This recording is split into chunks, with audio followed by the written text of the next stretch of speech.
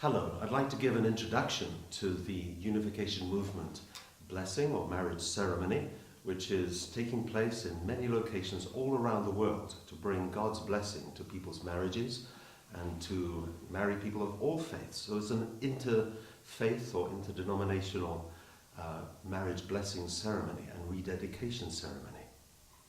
I also want to point out through this the connection which is made between good marriages, good families, and world peace, which is surely the goal of all of us to see in our world. The world-level religious traditions that have sustained our cultures up to now, and even now, uphold marriage and emphasize purity before marriage and fidelity in marriage. And they're upholding in this way the value of marriage in our society, and they support a young couple in coming together as a joining of families. So these marriage ceremonies, which are often very beautiful and very meaningful, the young couple can make their vows and their eternal promises in front of God, but also with the support of family and friends. Therefore they know that they are really on the right track, and they have the support of others in making this a success, because marriage is not necessarily an easy thing, as we'll talk about later.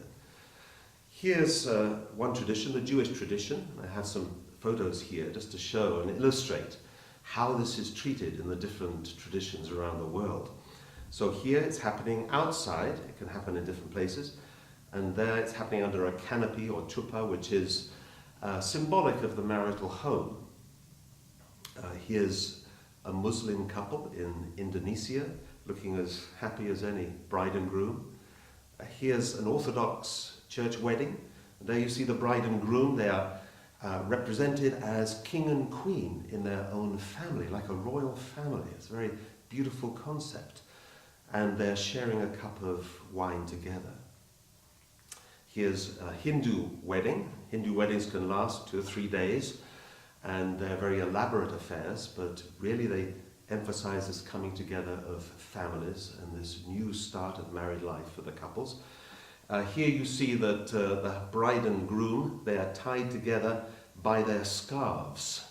So this is where we get the English expression from. To tie the knot is to get married. And on another part of the ceremony, you have the bride taking 7 steps, representing stages in her life. And this is also very beautifully attended by her friends and family. Here is a Sikh wedding, which is taking place in the Gurdwara, so it's treated as a very holy, very beautiful event with the usual large meal that everybody shares afterwards. And here's quite a typical Christian wedding. It can take different shapes and different forms, but here has the bride in the white wedding dress. This is her special day. Probably mother-in-law is in tears, and father is bringing the bride down the aisle to give her way. She's going to join another family and start a new stage of life. So it's marked out this way as such an important point of transition and journey in life in all of these traditions, and they offer ongoing support in this way. Within the Unification Movement, this started with the founders, Reverend and Mrs. Moon. They were married in 1960 in their holy wedding or blessing. And at that time, they also blessed 36 couples of faithful followers. And here's one group of 12 in this picture. And you see that this started a tradition of large weddings, for which the Unification Movement is very well known. I think it's something that catches the attention of the media.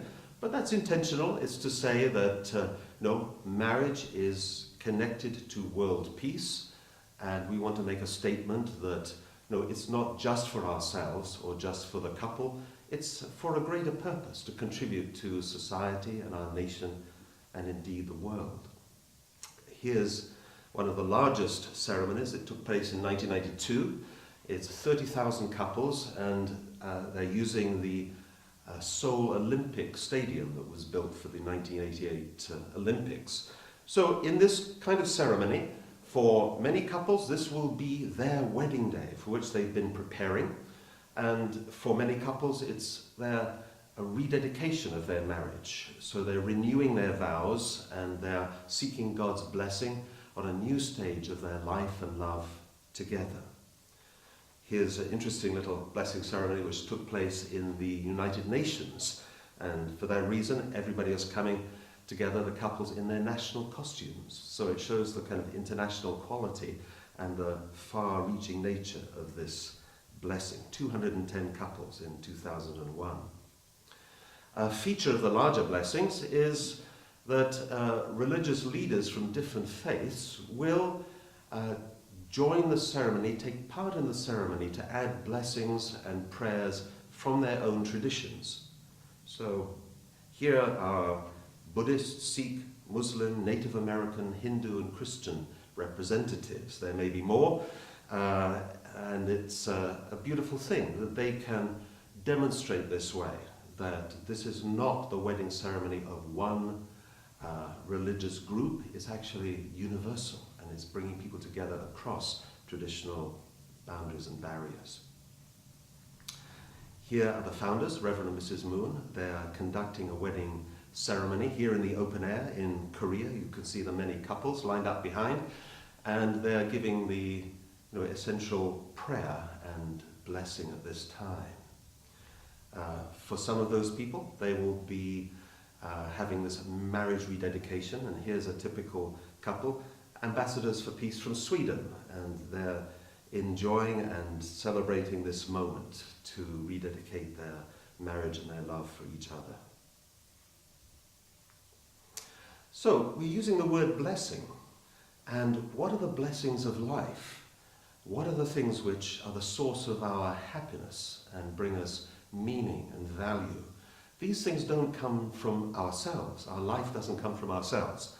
So the religious mind and the religious heart will always look back to the Creator, the sustainer of life. This is God. But even if we're not a believer, we have to think that these aspects of happiness and opportunities in life, they're not of my own making. They're really given to us, and we need to make the most of this opportunity. So I want to look at the blessings of life and our basis for happiness. It's kind of encapsulated in a verse which is common to the three main faiths that share literature in common. That's the Jewish faith, the Christian faith, and the Islamic faith. And if you go back to Genesis 1:28, it says, "Be fruitful and multiply, and fill the earth and subdue it, and have dominion over the fish of the sea and over the birds of the air and over every living thing that moves upon the earth." It's God's blessing and kind of pouring out his love and grace to humankind as a gift to us, which is not something that we deserve or that we ask for, but this is coming for the sake of our happiness. So we look at this a little more deeply, and we can see there's a lot behind these three words: be fruitful, multiply, and have dominion. The first, to be fruitful, we call the first blessing, and to be fruitful as an individual, then our body must learn to obey our mind, and our mind must be kind of object to the source of goodness and the good purpose of life, which we can identify as God, but it's that purposeful heart behind the universe which gives us meaning and gives us value. So our journey as an individual from birth until the time when we are ready to marry is really a time of developing ourselves, our personality, our character. It's learning to love, to value and practice unconditional love, to be able to receive it and to be able to give it. It's developing our relationship with God, so our spiritual life is developing and our heart is developing in this way. And we are striving to become a person of integrity, unique, not like anybody else, but a person with integrity. And a person who has integrity is a person whose deeds match their words. So words are associated with our mind and should be inspired from the highest place, and our deeds should match that and not contradict that. And if we can become such a person who embodies this quality of love we associate with God, unconditional love, then we can say we're now ready to go on to the next stage of life. So as a perfect individual, as a person who's reached this kind of fruitfulness and is ready to bear fruit, then God dwells in the individual whose mind and body unite in a life of love for God and for other people. So that's a worthy goal, and it's a wonderful opportunity to develop oneself this way, to become independent and to become a kind of person in one's own right. And then what most people will feel is, now that I've done that, I'm feeling I want to find a partner. I want to settle down. I want to pass this on to the next generation. I want to raise children. And I want to establish my foundation more widely. So this leads into the multiply. And that is, again, much more behind it than just the simple word might indicate. This is about building a family. First of all, a relationship centered on these values that come from our Creator, that are at the core of the universe. This is bringing husband and wife together in a relationship of true love, unconditional love. And when that love is there, that husband and wife united represent God in what then becomes the family as children come along. So a family is there for the sake of children and raising them and developing each kind of position in this family. We call it 4 positions here, including God. Then this makes a beautiful foundation for expansion and development, for creating something which is much more than individuals separately. And we could say when God dwells in the family, that's where husband and wife really live for God, they live for each other and for their children, and it's where the family lives then for society, for the nation and the world, contributing beyond their family unit. So the family, this 4-position foundation or family, is a basic building block of what we could call an ideal world, or in religious terms, a kingdom of heaven on earth. This is what it's about. So the family is very connected to creating a world of peace, a world of happiness, a world where we all can live as one family under God. The third blessing is having dominion, which is human beings interacting with their environment in the proper way, having good stewardship and creating an ideal environment. It's also developing one's creativity and putting one's qualities to service in serving society and the community. It's finding your career and your position and your sense of ownership of the world and building that up as something that you can pass on to your children in the future. So there's much contained in that as well. If we put these together, we can say that this is the way to inherit God's love, life, and lineage. The first blessing is bringing us to spiritual maturity, to become a person of true love. And on that basis, and really on that basis only, we can enter the next stage. We can find a partner who's similarly ready to move on. And through the marriage and the family which is created, that is bringing love in the family which can be extended even beyond the family to the world. And the third blessing there is in relation, a person in relation to the rest of creation and the environment around us. So having responsible mastery and dominion of the natural world. So we can look at it this way.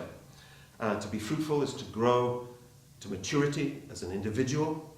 To multiply is to marry, have children, raise a loving family. And to have dominion over the creation is exercising a loving stewardship over the material world. Now, my feeling is this is not religious doctrine. It's life itself. This is actually where we find our happiness. Within this scheme which is given to us, there's everything we can find for our happiness. And there's nothing we would find for our happiness which is not there. At least things which are constructive and positive and good. So everything is there for our eventual happiness. Hence the term blessing. A blessing is this source of happiness and meaning and fulfillment, which is initiated not from ourselves, but from our Creator. So, to summarize that, I would say everything we could wish for our happiness is contained within these three blessings. And in realizing these three blessings, then we're fulfilling the purpose for which we were created originally. So this is containing or encapsulating the purpose of life, which is, for many people, a very elusive thing. They spend their whole life wondering, what is the purpose of life? It's here. This is how we can find our happiness, how we can pass on everything good that we build up in our life and pass it on to the next generation. So the family, at the center of this, maintains and develops love and life and a lineage. It's passing on from generation to generation.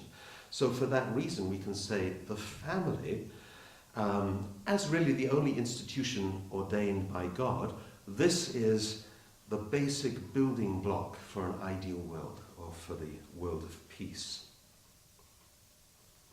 Here's our founder, Reverend Moon's own words on this. In order to reach the love of God, we must come together as plus and minus. This is like man and woman coming together. These two complementary aspects, which have the same value, but nevertheless they have complementary characters. This is why men need women and women need men, so that together we can create the harmony with which we can reach the love of God. That is the entire purpose of creation. But we know life is not ideal, so we have to ask the question, what went wrong? And this is a very key topic that is addressed in the world's religions, probably the only place where people are analyzing and historically being led to understand the root of the problem, and understanding more about the problem, we can find a more effective solution. So religion has a very significant role in this respect. The reality of the human condition is that we have lost love in its true, pure quality. We have lost life as it should really be lived, and we've somewhere created a lineage, of course. We've realized these blessings, but not in the original way, and we've passed on from generation to generation things which are far from ideal. So we've lost these original love, life, and lineage in their joy-producing form, which is open to us still, but somewhere that hasn't been characterizing humankind's journey. And somewhere we're still in a position to have to realize our true humanity. We know it's there, and therefore people pursue it through self-development, through religious practice, through searching and philosophy and other ways to really find these secrets and how to live life to the full. Maybe this is why in Deuteronomy, God says to Moses, I set before you this day a blessing and a curse. It's a blessing, but how do we realize it? Do we realize it in a good way, or does self-centeredness and selfish love come in and spoil that opportunity? If we look at the reality today for so many people, and through history since our beginning, we haven't fulfilled the first blessing. We've become or been left as people who are spiritually immature, people of self-centered love. And we've brought that self-centered love into our marriages and our families, which is far from ideal. So personal problems, unresolved, get passed into marriage and into family relationships. So we have fathers who mistreat children, or husbands and wives who can't relate happily together, or we have people growing up in homes which are far from ideal. So that's the reality for so many people in history. And in terms of our relationship with the environment, greed and self-interest create an imbalance in the world that we're just waking up to as something which is jeopardizing our future and our future generations. So this lack of harmony with the natural world, this is humankind's doing. In a way you could say we're the only creatures who are out of harmony with the rest of creation. And it behoves us to put that right and to get to the root of the problem. If we look at the world's religious traditions, and remember this is an interfaith marriage blessing, it's very interesting how they all touch on this problem to different degrees, the misuse of love or the corruption of love. Here, in Jainism, in the Uttaranga Sutra, it says, "It is better to die than to indulge in partaking of forbidden lustful pleasure." That's quite strong, isn't it? In the Dhammapada, Buddhism, it says, "The man who goes to the wife of another digs up the very roots of life." So this is the danger or the serious consequences of adulterous behavior. In Islam, it says, "Do not come near adultery, for it's a shameful deed and evil, opening the road to other evils." In the New Testament of the Christian Bible, it says, "Flee from sexual immorality. He who sins sexually sins against his own body." That's 1 Corinthians, Paul's instruction. In the Jewish Talmud, it says, "What was the wicked serpent contemplating at that time?" It's referring back to the Adam and Eve story of Adam and Eve in the Garden of Eden and this serpent character who tempts them in the wrong direction. He thought, "I shall go and kill Adam and wed his wife, and I shall be king over the whole world." Also, we see in Hinduism, we see a story. Again, these are the myths and the stories which sustain our culture and feed into it, often containing important seeds of truth. It says, "Formerly, all creatures were virtuous, and by themselves they attained divinity. And then women who had been virtuous became wicked witches, and Brahma filled them with wanton desires, which they in turn inspired in men. He created anger, and henceforth all creatures were born in the power of desire and anger." And in Sikhism, it says, "Sexual desire is the window. Pain and pleasure are the gatekeepers. Virtue and sin are the gates." So all these religious traditions have something very significant and important to tell us, and they have a lot of correlation, actually. The fall, as it's called in religious circles, is the origin of human misery. It's where humankind went off in the wrong direction early at the start of our history, and we're suffering from that ever since. So fallen human beings have inherited certain things, a contradictory nature, this kind of pull towards good desires and evil desires, and this inner conflict, sometimes stretching our conscience and giving us pangs of conscience. We've also inherited a tendency to indulge our physical desires in a self-centered way and live, hence we create a very materialistic society today. We also have a tendency to misuse nature and material things for our own benefit, the greed and exploitation that we see. This comes from somewhere. It comes from a misdirected love and an impure heart. So we also have ignorance of God and the reality of the spiritual dimension, and the world's religions are seeking to have us reconnect with that and rediscover that and develop ourselves accordingly. So only religion analyzes the problem of the human condition this way, what prevents us expressing our true humanity. And so religion, or this kind of viewpoint, I think is very needed for that reason. It's essential that we have to understand the problem in order to bring about a good solution. So how about putting things right? It's not an easy task, and that's one reason why mankind has been on such a long journey to try and solve this problem. But religions, world-level religions, have been instituted by God. It's not man's creation. It's come to us as a means of finding our way through and out of this quagmire and finding some real hope and some better future. Our founder, Reverend Moon, he gave an interesting talk in which he posed this kind of rhetorical question. He said, which is easier? Is it easier to create a new apple, or is it easier to take a rotten apple that's fallen off the tree and make it whole again? Well, both are extremely difficult. I mean, even the best scientists can't make an apple from scratch, but nature can, right? Nature can do this. And there's certain natural law in nature, so things go a certain way. Apples grow and they can be harvested.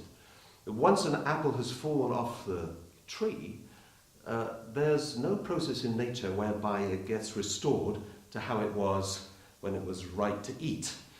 So actually it goes in one direction. Now what he's saying here is this is an analogy with the human situation. If our heart is corrupted, as we can agree it is, then to put that right is not a simple thing. It's like having this kind of rottenness inside our core. And therefore, to make it right again is not a simple thing. Maybe it's almost easier for God to create human beings afresh, but that was never his intention after the time of the flood. So it shows that this task, even for God to put things right, is very difficult.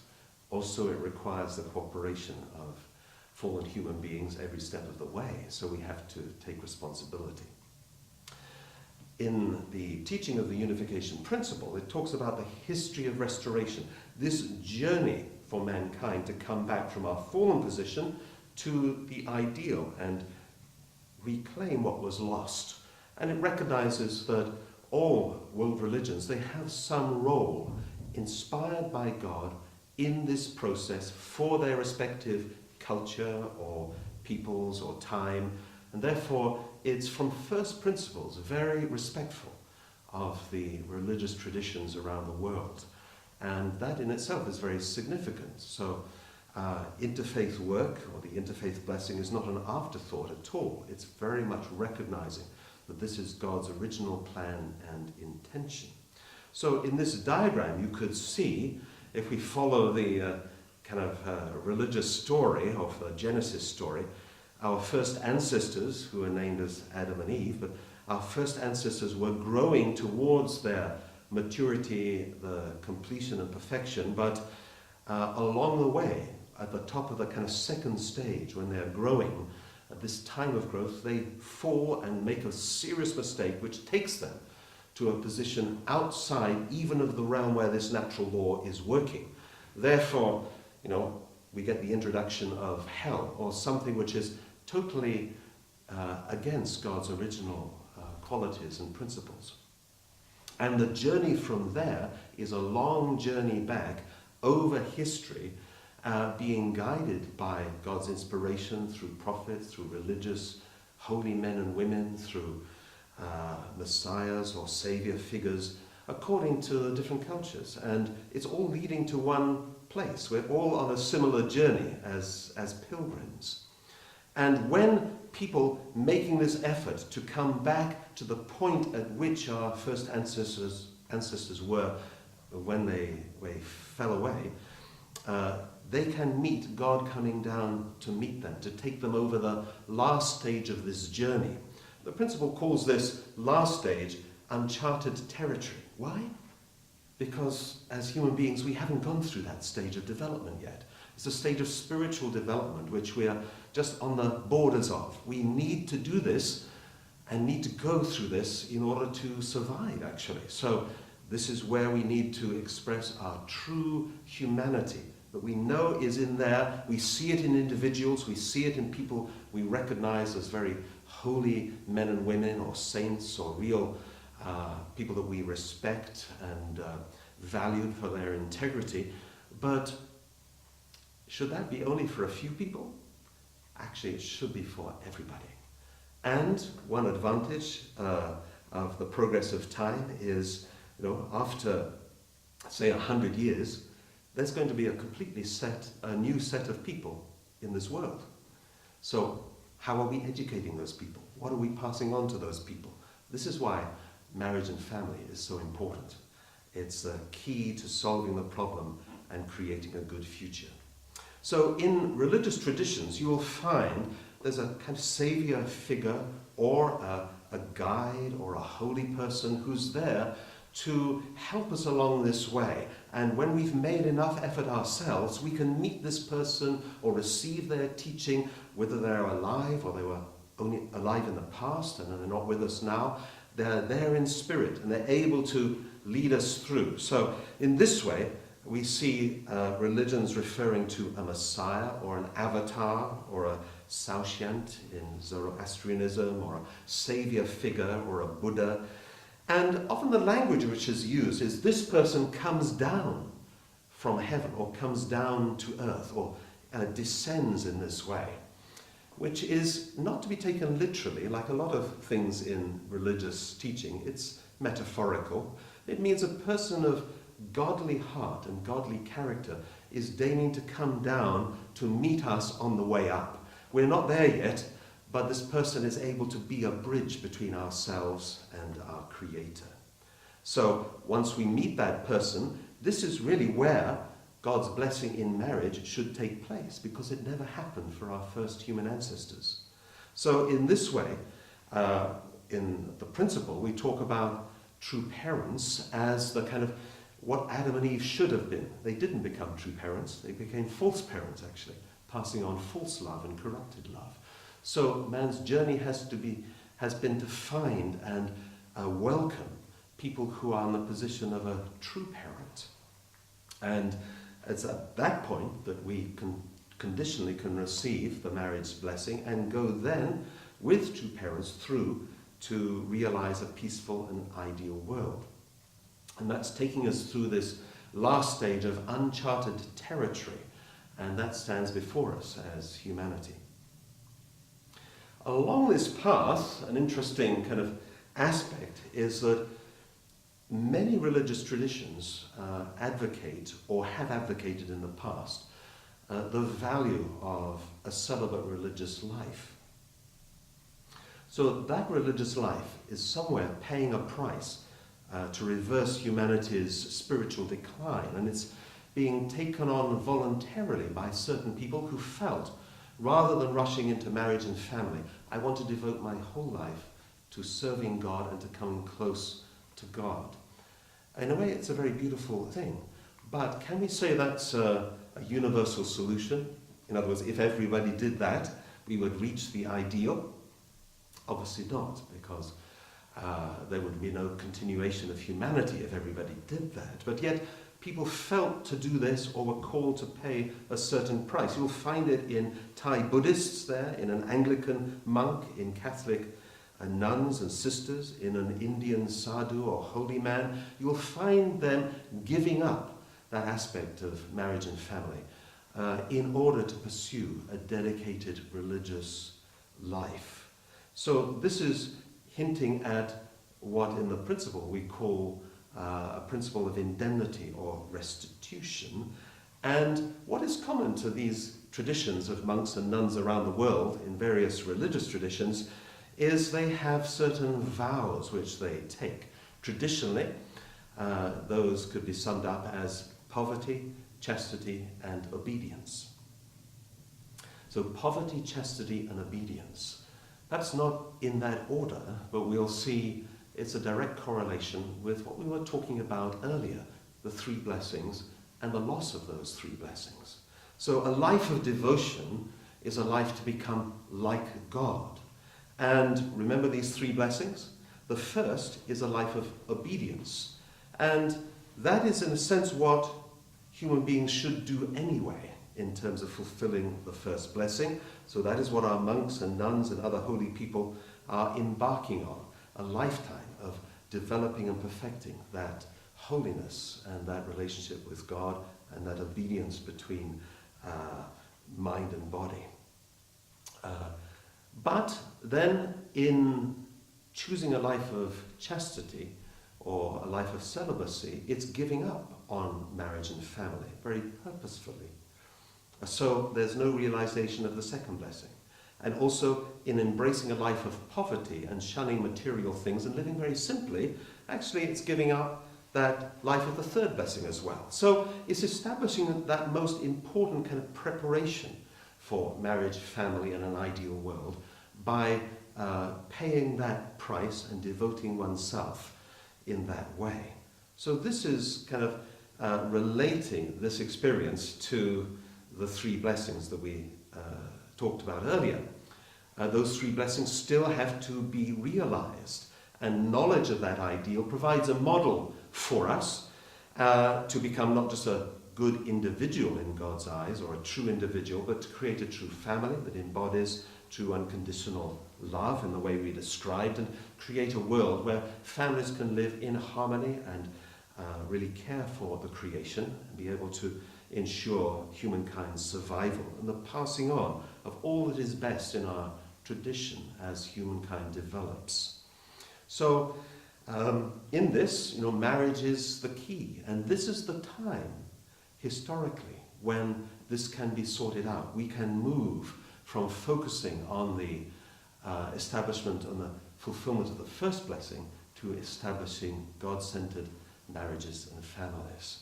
And hence the cosmic peace blessing of our two parents, or Reverend and Mrs. Moon. This is where it's coming in, and it's coming to people of all faiths, all denominations. It's people even of no faith, if they conscientiously seek to create a good marriage and a good family and contribute to world peace this way. So the purpose of marriage, we can say, and you'll find a lot of commonality between the religious traditions on this, it's a place for conjugal love, it's a place for mutual support between husband and wife, and comfort and friendship. It's the proper and the only place for sexual relations. It's for creating new life and for raising children in a God-centered family, and a family which respects and values these aspects, these purposeful aspects of goodness, which are our origin. And you go back to, say, one of the church fathers in Christianity back in the 4th century, and you have St. John Chrysostom saying, when husband and wife are united in marriage, they are no longer seen as something earthly, but as the image of God himself. So this is how husband and wife united in the right way, in the right love, should stand as a more complete and perfect image of God than any individual can do. I want to now just introduce the blessing ceremony that we've talked about, and this can be likened as a kind of metaphor to a grafting process. And here's an illustration of grafting fruit trees. I don't know if you're familiar with this process, but if you want to quickly create a good fruit-producing tree, and if you only have a very well-established tree that has a strong trunk and good roots, but it doesn't produce very good fruit, it's a bit inedible, it's a bit lacking in taste, then what a farmer or grower can do, and will use this actually to multiply fruit trees, is to take that good stock, that strong developed root, cut it off. It's quite brutal actually. Cut off the complete crown of the tree, and then make a split, and as you see in the picture, put 2 shoots taken from a good fruit-producing tree.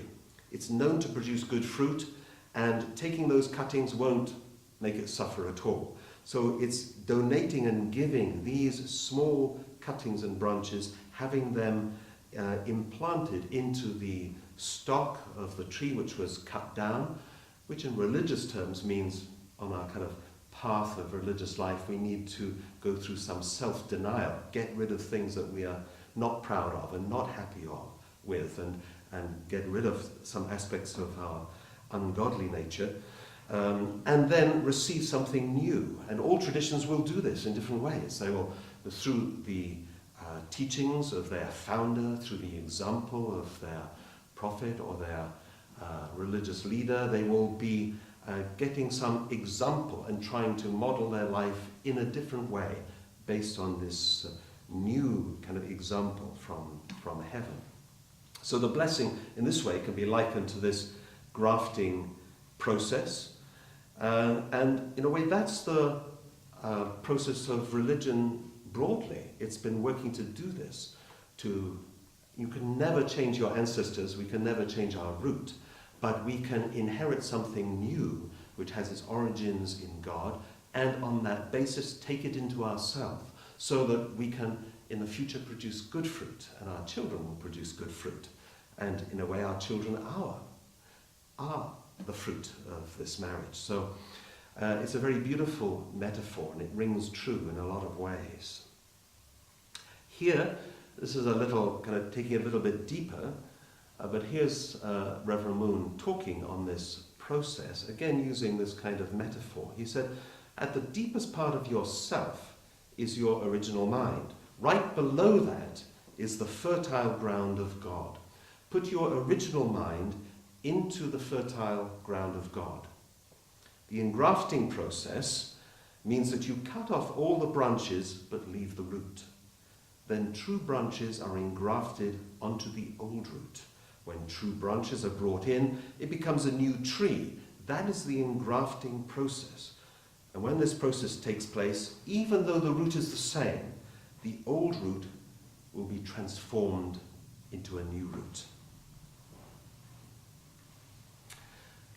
When going forward for the interfaith marriage blessing, there are certain basic conditions or things which can bring a person to that point.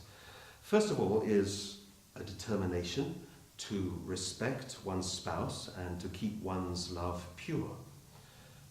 Secondly, it's the determination of husband and wife to be faithful to each other as a lifelong eternal commitment to one another. Second is the heart to become a true parent oneself and to keep developing and growing. It's never over, really, our life of spiritual growth. And finally, I would say it's having a heart of living for the sake of others. So this is not just for my own or our couple's limited happiness. It's actually for confidently serving and doing something beyond ourselves to bring joy and happiness to others. There are various components of this marriage ceremony, whether it's for new couples for whom it is their wedding or it's marriage rededication. And one of these, the first, is the holy wine or holy nectar ceremony, because very commonly it's non-alcoholic wine. And this symbolizes a change of lineage according to the kind of explanation I just gave of grafting. And here, the husband and wife, in a very simple but beautiful ceremony, share a cup of holy juice or holy wine together. And that is a kind of bonding together on like a new blood, a new life which is coming into us from above. Then there's a blessing ceremony, like a wedding ceremony, solemn and yet very joyful. And as you've seen, quite often it will be with other couples together, even in the thousands. So this is a picture of such a joyous wedding, which takes place on regular occasions. There's also an interesting aspect to the ceremony, which is called the chastening ceremony. It's there to symbolically say, let's put an end, in our couple, let's put an end to any history of violence that might be there in our ancestry. And really, no matter what we think of our ancestors, we might be very proud of our lineage, but we can be sure you go back a certain way and you will find somewhere in that lineage there is the mistreatment of women by men and even men by women. There are unhappy and shameful things which have happened in each of our lineages. So it's a way of saying, let's put an end to that. It stops with us, and we certainly won't continue any of that in our relationship, and we'll, if we have children, we'll teach them to do the same. So the blessing ceremony includes a sprinkling of holy water, again a tradition which is borrowed from many different world religions. In the Christian tradition, we have baptism, and other religions have purification through holy water. It symbolizes a new start. There's a recitation of wedding vows. So for a married couple, they're making their promises together, and for those renewing those vows, it even repeats those and expands those. It's a promise and a very beautiful existing tradition.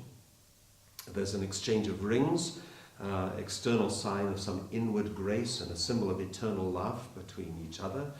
And there's a blessing prayer, which is where God's forgiving grace, approving and bequeathing to us the blessing of marriage, and the rededication of marriage comes. There's also a 40-day period leading to a new start, when husband and wife are encouraged to live as brother and sister and put God first in their relationship, so waiting to consummate their relationship. And that's a very beautiful aspect of ensuring that the love that we share together is the purest love, is the most precious and enjoyable love that we can have. So it's about cleansing and purifying love, which might have been misused in our own life or in our parents, grandparents, great-grandparents, somewhere down the line. So how to really make it new and give a new start. That ends with a beautiful 3-day ceremony or heavenly honeymoon. If you're interested in these further steps, then you can be guided through these processes later. So I just introduced them to you so you know that they exist. So I have given some brief overview of the unification movement's interfaith cosmic peace blessing. It goes under different names, and it's happening around the world in different cultures and different nations, and it's a very beautiful expression of commitment publicly and personally to marriage and family, and as such is very much needed in our world today. It's our founder, Reverend Mrs. Moon's expressed desire to bless all people of the world this way. Of course, that encompasses so many different beautiful traditions and people at different stages of life and discovery of what life is, but it's leading us all in the one direction, and through that it's sincerely aimed at making a strong, positive contribution towards a better future, a more peaceful world, a place where we can live together, simply said, but profoundly meant, as one family under God. Thank you very much.